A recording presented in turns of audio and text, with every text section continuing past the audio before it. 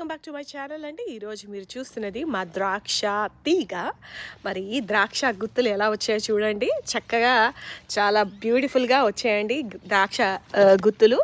కానీ మీకు కానీ ఇలాగా అన్రైపెన్ అంటే పండకుండా ఉన్న ద్రాక్ష దొరికినట్టయితే ఒక్కసారి ట్రై చేయండి. ఈ వెరైటీ పచ్చడి ఎలా చేసుకోవాలో ఈరోజు నేను మన వీడియోలో మీకు చూపిస్తాను. ద్రాక్ష యొక్క ప్రత్యేకత ఏంటంటే ఇది టోటల్గా ఆర్గానిక్ అండి, ఎటువంటి రసాయనాలు వేయకుండా పండించిందనమాట. సో నేను ఇలాంటి కొన్ని చిన్న చిన్నవి కూడా ఉన్నాయి, పర్వాలేదు, ఏవైనా కానీ కాస్త పుల్లగా ఉండాలి మనకి ద్రాక్ష. ఈ ద్రాక్షతో నేను పచ్చడి చేసుకుందాం ఈరోజు. ఈ మాదిరిగా శుభ్రం చేసేసుకొని వాటర్లో కడిగేసి ఎండబెట్టుకుందామండి. ఫస్ట్ ఆరేలాగా ఎండబెట్టుకోవాలి ద్రాక్షని. మరి ఇప్పుడు కడిగేసి ఆరబెట్టిన ద్రాక్షని ఇలాగా కట్ చేసి ఇత్తనాలు లేకుండా చూసుకోవాలి.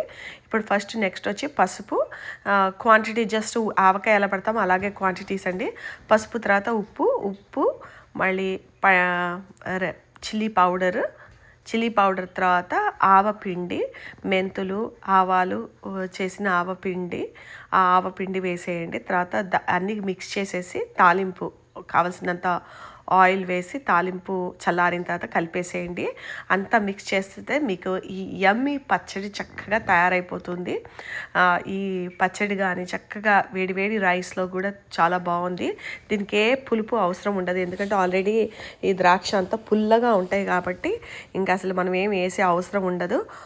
ఇలా మీరు కూడా చక్కగా ద్రాక్ష, అన్రైపెన్ ద్రాక్ష తీసుకొని ఇలా పచ్చడి చేసుకొని ఈ సమ్మర్లో ఎంజాయ్ చేయొచ్చండి.